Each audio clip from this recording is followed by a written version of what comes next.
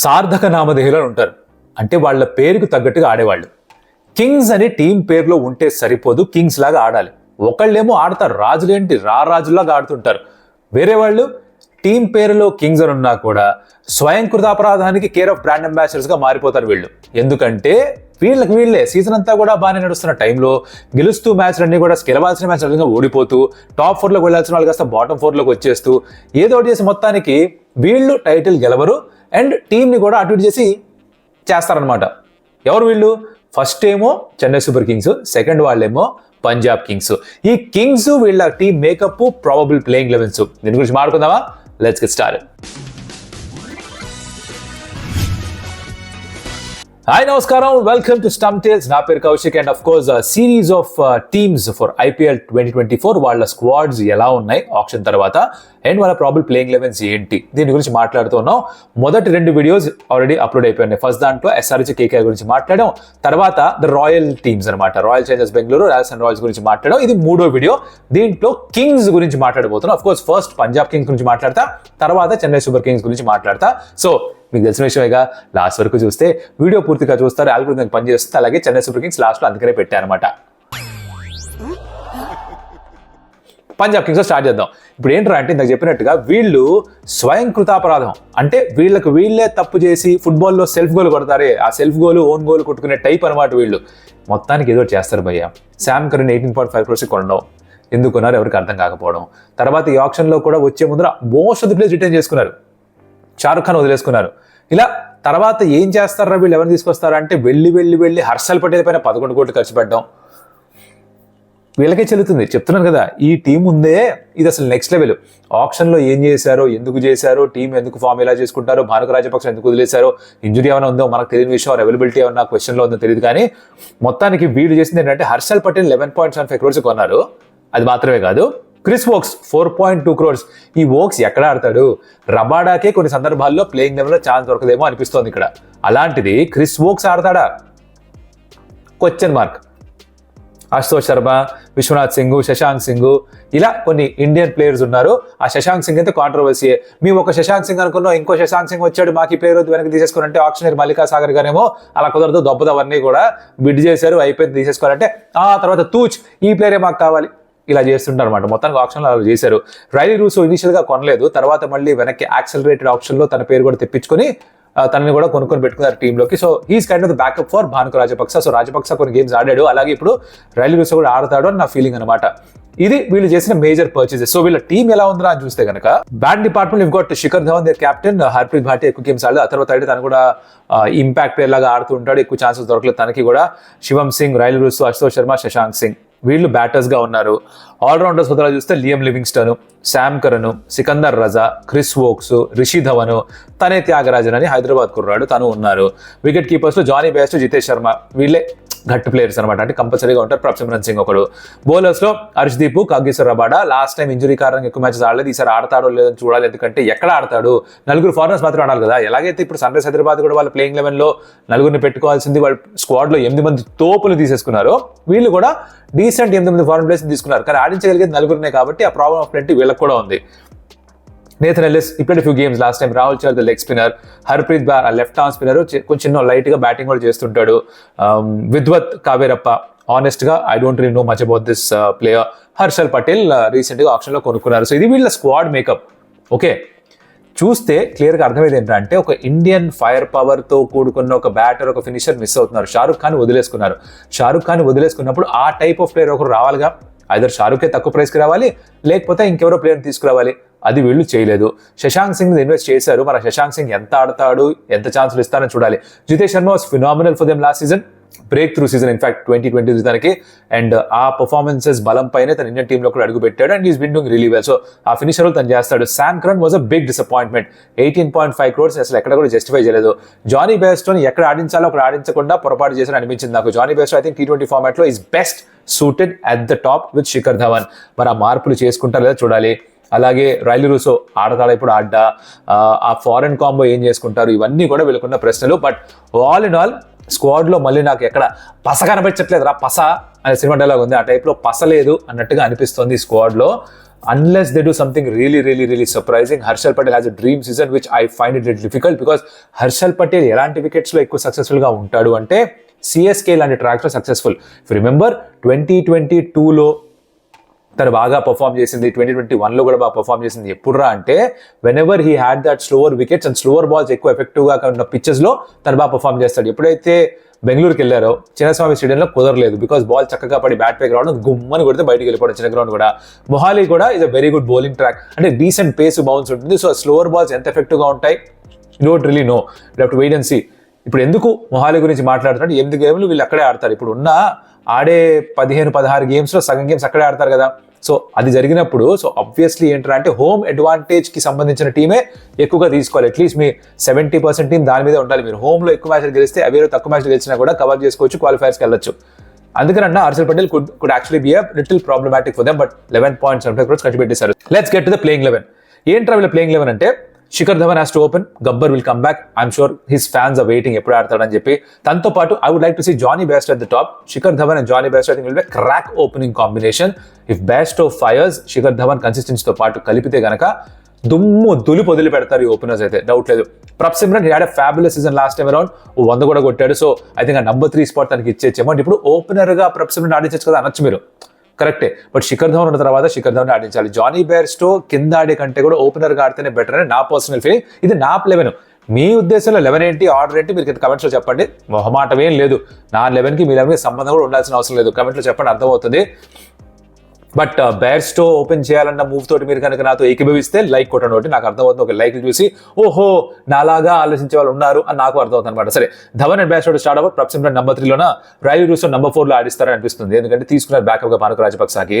తర్వాత Liam Livingstone ఆడాలి, ఎందుకంటే ఆల్ రౌండర్, ఆఫ్ స్పిన్ వేస్తాడు, లెగ్ స్పిన్ వేస్తాడు, లాంగ్ సిక్సెస్ కొట్టగలడు, మంచి బ్యాటర్, మంచి ఫినిషర్. సో బేసికలీ ఆ ఫైర్ పవర్ కావాలంటే లియం లివింగ్స్టోన్ బ్యాట్ నుంచి రావాలి. దాని తర్వాత of course Jitesh Sharma the keeper and the finisher for them. Sam Curran the all-rounder, 18.5 కోట్లు ఇచ్చిన తర్వాత ఆడించకపోతే చాలా బాగోదు, కాబట్టి ఖచ్చితంగా శామ్ కరన్ ఆడి తీరాలి. హర్షల్ పటేల్ 11.75 crores ఇచ్చారు కదా, ఆడించకపోతే అట్లీస్ట్ ఫస్ట్ 2 మ్యాచెస్ అయితే ఖచ్చితంగా ఆడాలి. దాని తర్వాత పర్ఫార్మ్ చేయకపోతే మేబీ డ్రాప్ చేసి ఇంకేమైనా తీసుకొస్తారేమో, కానీ స్టార్టింగ్ లో అయితే హర్షల్ పటేల్ ఉండి తీరాల్సిందే. సో అది ఎలాగో ఉంటుంది. Harpreet Brar the allrounder, left arm spinner. Harshdeep Singh, పాజీ కంపల్సరీగా ఉండాల్సిందే, ఫ్యాబులస్ బౌలర్, అది తెలిసిన విషయమే. Rahul Chahar the leg spinner. So ఇది నా playing 11 for Punjab kings. And impact player గా అథర్వ తాయిడే కానీ రిషి ధవన్ కానీ ఉండొచ్చు అని అనుకుంటున్నాను అనమాట. ఇక్కడ రబాడాని పెట్టలేదండి భయ్యా అని అడగచ్చు మీరు. ప్రాబ్లం ఏంటంటే రబాడాని పెట్టకపోవడానికి 4 ఫారినర్స్ మాత్రమే ఆడొచ్చా? Jonny Bairstow, Rilee Rossouw, Liam Livingstone, Sam Curran, వీళ్ళలో ఎవరిని డ్రాప్ చేసి రబాడాని ఆడించాలి? ఇదో క్వశ్చన్. రబాడాని ఆడిస్తే బ్యాటింగ్ కాస్త వీక్ అయిపోతుంది, ఎందుకంటే లియం లివింగ్స్టోన్, రైలీ రూసోను డ్రాప్ చేయాలి. శామ్ కరన్ని చేయలేరు, 18.5 crores. ఇక్కడ వస్తుంది వీళ్ళకి చిక్కు. But maybe if some like Bairstow is not having a good time, Prabhsimran ఆడించి ఆ తర్వాత కూడా బ్యాటింగ్ లో ఆడించి ఆ బ్యాటింగ్ కూడా అందరికి ఒక్క స్పాట్ పైకి తీసుకెళ్లి రబాడాని ఆడిపిస్తారేమో. But initial to start off I think this will be the playing 11. This is what I think. So Rabada misses out at least the first couple of games at least is what I think. So ఇది నా ఉద్దేశంలో Punjab kings. And వాళ్ళ squad అయితే అలానే ఉంది నా ఉద్దేశంలో. మీరేమనుకుంటున్నారు పంజాబ్ కింగ్స్ స్క్వాడ్ గురించి? ఈ సీజన్లో ఎంతవరకు వెళ్లే అవకాశాలు మీకు అనిపిస్తోంది? కింద కమెంట్ లో పెట్టండి, చదివి తరిస్తా. ఓకేనా? Let's move to the next team. This happens to be Chennai super Kings. Whistle పోడు, గట్టిగా రాలేని విజిల్ మీరు వేసుకోండి. ఈ విసిల్ పోడు ఆర్మీ ఏదైతే ఉందో, క్రితం వీడియోలో చెప్పా, ఆర్సీబీకి ఎలా అయితే ఫ్యాన్ బేస్ ఉందో, ఒక లాయల్ ప్యాషనేట్ ఫ్యాన్ బేస్ ఉందో, వాళ్ళు ఇన్ఫాక్ట్ ఏ ట్రోఫీ గెలవకపోయినా కూడా ఫ్యాన్ బేస్ ఎవ్రీ ఇయర్ పెరుగుతూనే ఉంది. On the other hand Chennai super kings వీళ్ళు 5 ట్రోఫీలు గెలిచారు. వీళ్ళ ఫ్యాన్ బేస్ కూడా నెక్స్ట్ లెవెల్, తోప్ స్టఫ్. ఇన్ఫాక్ట్ తమిళనాడు మాత్రమే కాదు, చాలా మంది ఆంధ్ర తెలంగాణలో కూడా సిఎస్కేకి వీరాభిమానులు ఉన్నారు. మేజర్లీ ఎంఎస్ ధోనిని చూసి అలా చాలా మంది ఫ్యాన్స్ అయ్యారు అఫ్ కోర్స్ వాళ్ళకి. సో వీళ్ళకి they kind of enjoy huge fan base. And ఆ విసిల్ పోడు ఆర్మీ ఏదైతే ఉందో, వాళ్ళు ధోని ఉన్నారని ఒక్క చిన్న పాయింట్తో చాలా వాళ్ళు చెర్రగిపోతున్నారు అనమాట.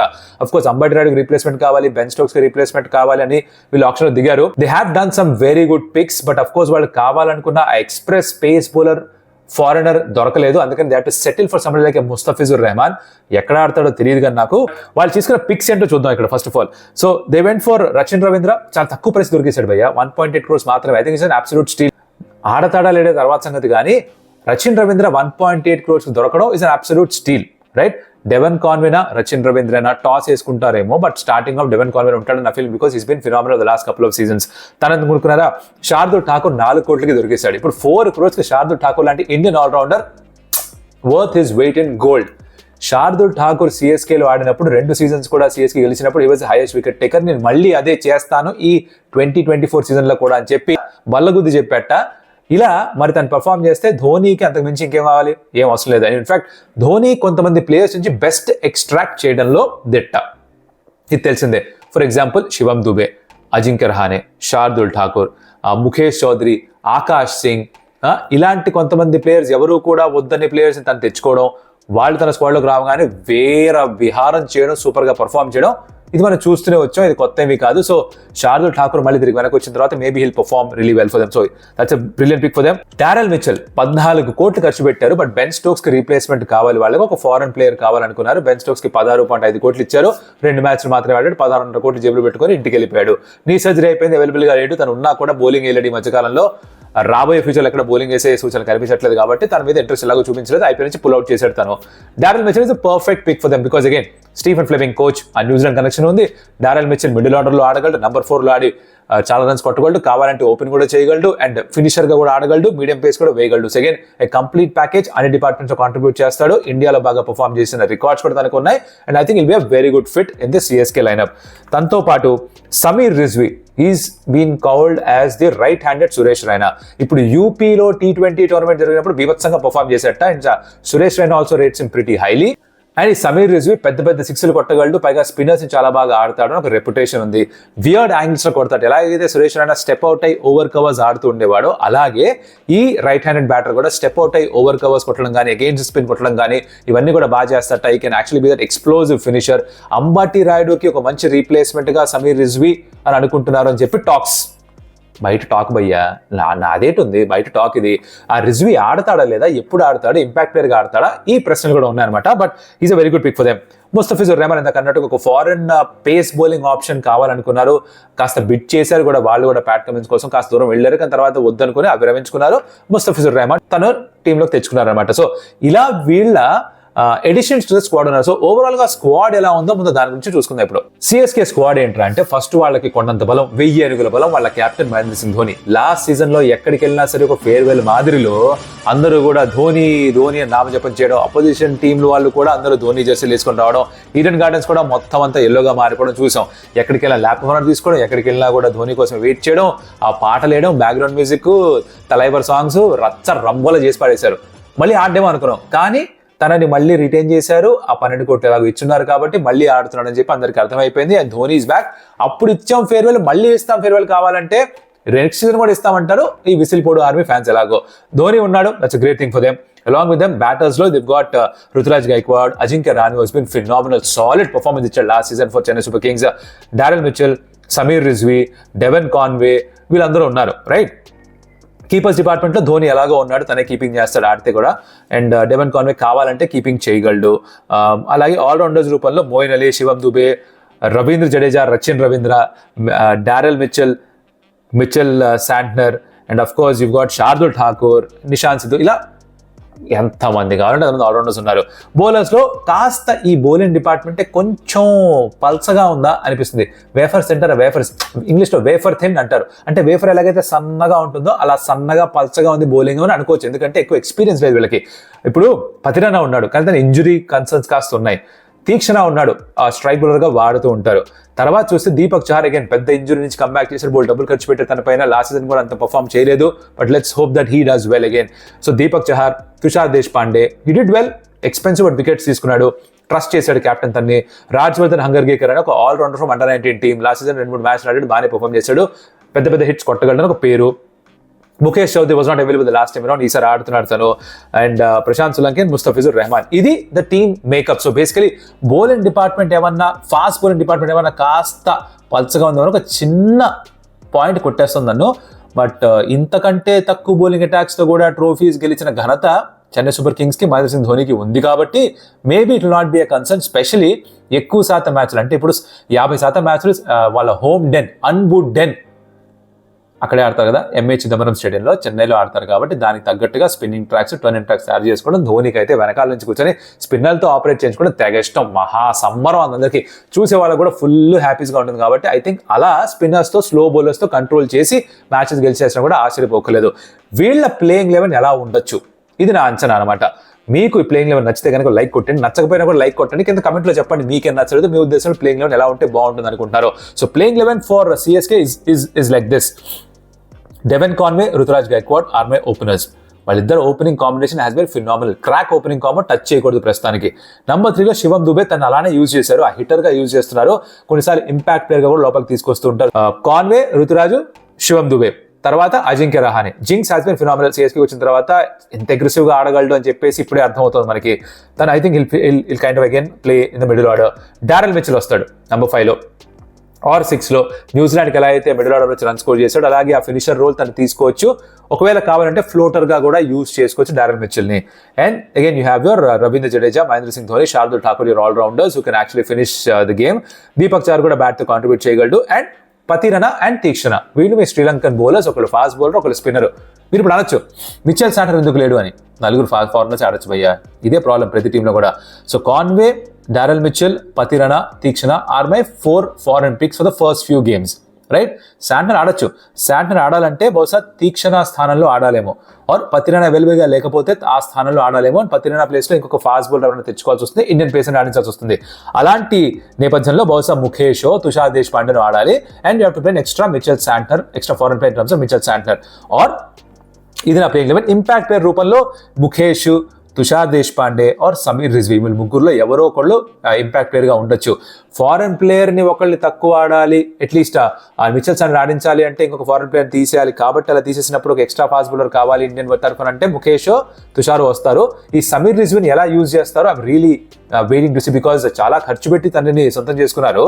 సో తనని ఆడించాలి ఎక్కడో చోట. అండ్ జనరల్గా ఏంట్రా అంటే ఇఫ్ యూ నోటీస్ CSK వాళ్ళు ఎక్స్పీరియన్స్ తక్కువ ఉన్న వాళ్ళని కొన్ని టీంలో పెట్టుకుంటారు కానీ వెంటనే ఆడించరు, టీంతో పాటు ఉంచుతారు. ఓ సీజన్ ఉంచుతారు, 2 సీజన్లు ఆడిస్తారు, లేదా 1-2 గేమ్స్ మాత్రమే వేస్తారు. దిల్ is them into the setup. So రిజ్వీని కూడా బహుశా ఈజ్ చేస్తారేమో సెటప్లో కనుకుంటున్నాను.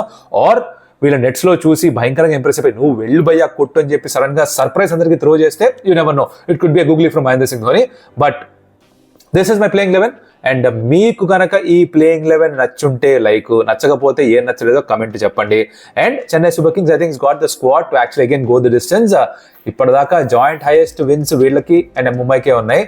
They can be the first team to go to 6 trophies, you never know. And Mahendra Singh Dhoni last time ఎలా అయితే లీడ్ చేస్తూ ఫైనల్ తీసుకెళ్లి లాస్ట్ బాల్లో రవీంద్ర జడేజా 4 కొట్టి గెలిపించాడు, ఈసారి కూడా మళ్ళీ అదే రవీంద్ర జడేజాను ధోని ఇంకొంచెం పైకి వచ్చి బ్యాటింగ్ చేసి లాస్ట్ టైం లా కాకుండా ఎక్కువ ఓవర్స్ ఆడి అందరినీ ఎంటర్టైన్ చేసి అలరించి అండ్ ఈ IPL మొత్తానికి కూడా ఒక అద్భుతమైన ఫేర్వెల్ తన సైడ్ నుంచి ఇస్తాడేమో చూడాలి, ఆర్ ఫ్యాన్స్కి ఫేర్వెల్ ఇస్తాడేమో చూడాలి. But yeah, this is what I think about the Chennai super Kings team. మీకు కనుక ఈ కాంటెంట్ నచ్చుంటే మీరు ఏం చేస్తారంటే ఒక లైక్, షేర్, సబ్స్క్రైబ్. భయ్యో చెప్పడం మర్చిపోయాను, నెక్స్ట్ వీడియోలో ముంబై ఇండియన్స్ గురించి మాట్లాడతాను. సో ఏం చేశానంటే భయ్యా, ఇప్పుడు అన్ని తోపు టీంల గురించి ఒక వీడియోలో పెట్టేశాను అనుకో, తర్వాత వీడియోలు పడుతారు చూడరు కదా. ఏం పాయింట్ పెట్టావన్నా, సూపర్. నా కక్కుర్తి అగైన్ మై కక్కుర్తిలో మై కమండలం. Next video is going to be Mumbai Indians. So MI fans అందరూ కూడా నిరాశపడకండి, నెక్స్ట్ వీడియోలో MI కవర్ చేస్తాను. With on that note let me say bye for now. So like, share, subscribe to sometimes. ఇప్పుడు దాకా చూసినట్టు కనుక ఛానల్ చూస్తున్న వాళ్ళు ఆర్ వీడియో చూస్తున్న వాళ్ళలో 70% మంది సబ్స్క్రైబ్ చేసుకునే వాళ్ళే ఉన్నారు. సో మీకు కనుక కాంటెంట్ నచ్చుతూ ఉంటే please to consider subscribing. And of course మాకు మా స్టంప్టైల్స్ ఫ్యామిలీ అందరికీ కూడా నచ్చుతుంది ఇది. And will try and put better work for you. మరొకటి మళ్ళీ కలుస్తాను ఒక హామీతోటి. కౌశిక్కి సెలవు. బాయ్.